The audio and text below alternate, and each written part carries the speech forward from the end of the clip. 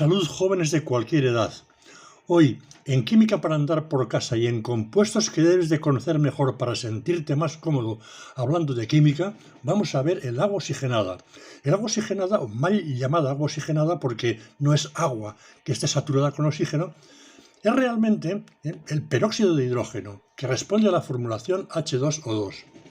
Es un producto muy familiar, presente prácticamente en todas las casas y se viene utilizando en disolución acuosa entre el 3 y el 5% en sustitución del alcohol para desinfectar heridas.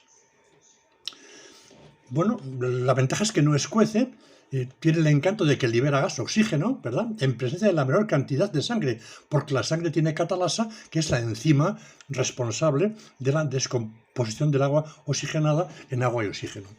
En el mercado se halla disponible a concentraciones hasta del 70%. Difícil más que esto, aunque en cohetería suele andar por el 80%. Suele llevar aditivos estabilizadores porque tiende a descomponerse, es inestable, vamos, se descompone, pero muy lentamente. La producción y consumo mundial actualmente supera los 3 millones de toneladas año. El compuesto se conoce desde 1818 y, para terminar esta introducción, vale la pena comentar que la concentración se suele expresar con mucha frecuencia en volúmenes. Un volumen significa el volumen de oxígeno, o los volúmenes de oxígeno, que puede generar un volumen de la disolución cuando se descompone completamente en agua y oxígeno. O sea, que una disolución, por ejemplo, del 30%, si nos dicen que es de 100 o 110 volúmenes, significa que un litro de esa disolución, pues cuando se descompone completamente, generaría 100 litros de oxígeno medidos en condiciones normales. En cuanto a los modos de preparación, bueno, pues vale la pena comentar por razones históricas el de la descomposición del peróxido de bario con ácido sulfúrico para generar sulfato de bario insoluble y agua oxigenada. El sulfato de bario se puede filtrar y tenemos una disolución de agua oxigenada que luego se puede concentrar, bueno, pues hasta una deseable, ¿no? Tanto el 5, el 6% como el 30%, etc. Es interesante porque es que el peróxido de bario justamente se genera tratando el óxido de bario con aire en caliente, o sea que es como muy fácil de preparar. Un procedimiento más moderno y también interesante consiste en la oxidación del isopropanol. Esto se lleva a cabo a una presión pues moderada, 15 a 20 atmósferas, ¿verdad? Y a una temperatura en torno a los 100 grados centígrados y tal. Pero el inconveniente que tiene este procedimiento, aquí tenemos la reacción, ¿verdad? Isopropanol, oxígeno, acetona y peróxido de hidrógeno, agua oxigenada, ¿verdad? Bueno, pues el inconveniente que tiene es que se genera una cantidad importantísima de acetona, que habrá que dar salida de alguna forma. Es decir, que la economía atómica de la reacción pues es bastante baja y este subproducto habrá que buscar la forma de utilizarlo. Otro procedimiento útil e interesante es la electrolisis del ácido sulfúrico o bien del sulfato amónico, o una mezcla de ambos a fin de cuentas, ¿verdad? En el ánodo se genera el ácido peroxodisulfúrico y en el cátodo se libera hidrógeno. Bien, luego el ácido peroxodisulfúrico se hidroliza hasta ácido peroxomonosulfúrico, es el ácido de Caro, ¿verdad? Y se sigue hidrolizando este ácido de Caro hasta ácido sulfúrico. Se obtiene así una disolución de agua oxigenada, peróxido de hidrógeno, ¿verdad? Que concentramos por destilación. Pero el procedimiento sin duda con diferencia más importante es y el que se sigue prácticamente en la actualidad para generar más del 70%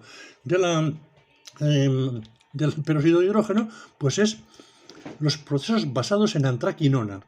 En general he puesto aquí 2-alquilantraquinol o 2-alquilantraquinona, aunque típicamente o más frecuentemente el alquil suele ser etil, 2-etilantraquinona. Bueno, pues esto transcurre en dos pasos. El primer paso es la oxidación del quinol con oxígeno del aire para dar la antraquinona y generando el peróxido de hidrógeno, en principio pues bastante diluido, pero no hay problema para concentrarlo. Y luego la 2-alquilantraquinona que se genera aquí se reduce con hidrógeno para regenerar el 2-etilantraquinol que vuelve a utilizarse. Es decir, que en realidad lo que se hace aquí es oxígeno más hidrógeno, peróxido de hidrógeno. Este paso de hidrogenación de la antraquinona hasta antraquinol con hidrógeno es bastante fácil, se suele hacer simplemente con níquel-rani o con paladio. Esto parece muy sencillo, pero desde luego el proceso es bastante complicado. Vamos, los disolventes son como muy complejos, sería muy largo de discutir. En cualquier caso, este es con diferencia el más importante. Propiedades y usos del agua oxigenada, o del peróxido de hidrógeno mejor, ¿verdad? Bueno, primero es miscible con el agua en todas las proporciones. Tiene un punto de fusión parecido al del agua, un punto de ebullición bastante superior. La densidad también es apreciablemente superior. Bueno, notar que cuando es puro, el peróxido de hidrógeno es explosivo y rarísimamente se prepara solo para estudios muy concretos. Es un oxidante limpio, pues cuando actúa como oxidante pasa agua.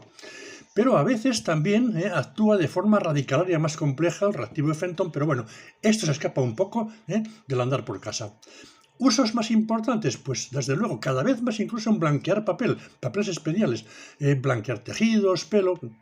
Como aditivo alimentario, coadyuvante tecnológico, así la Comunidad Europea, bueno, sobre todo, pues yo creo que más bien no es como un aditivo así como así que se añada, es coadyuvante para limpieza sobre todo y similares. Para limpiar metales, tratamientos de aguas residuales y también incluso para cohetería, usando la más concentrada posible. A fin de cuentas no deja de ser una fuente de oxígeno pues bien concentrada y más manejable a temperatura ambiente que el oxígeno líquido. Preparación de peróxidos, tanto inorgánicos como orgánicos. Fijaros, un ejemplo pues sería la preparación del peróxido de bario mediante esta reacción, el hidróxido de bario y el agua oxigenada. Fijaros, el agua oxigenada realmente es que es ácido en agua, muy débil, pero es ácido en agua. O sea que esto se puede entender como una neutralización. Y orgánicos, pues típicamente sería la preparación de un hidroperóxido como este de acetilo, utilizado pues en oxidaciones orgánicas, o el benzoil hidroperóxido, por ejemplo, pues también como catalizador. Se usa también bastante en la preparación de perboratos y percarbonatos para limpieza como aditivos en lavado, sobre todo en lavado, ¿verdad? Y en la preparación de peroso y sulfatos.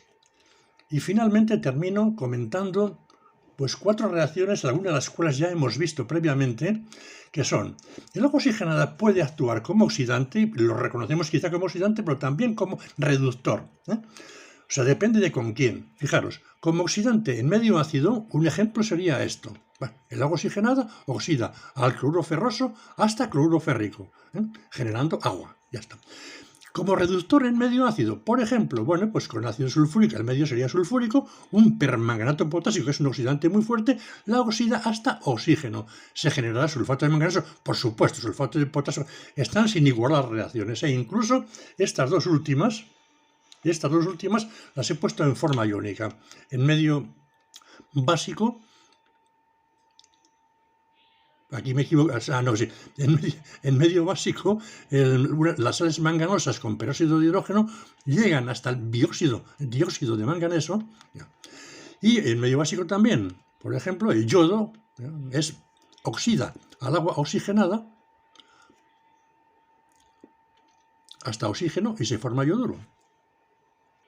Bueno, y termino diciendo que no está mal que os suene eso de la catalasa, que es una enzima que descompone el agua oxigenada, y todavía hay otra de nombre un poco más raro, ¿no?, que es la superóxido dismutasa, que lo que hace es generar agua oxigenada a partir de un anión radical rarillo. Bueno, no importa, es el anión radical superóxido, no importa, pero si que os suene superóxido dismutasa y catalasa, pues no está mal. Un poco de formulación.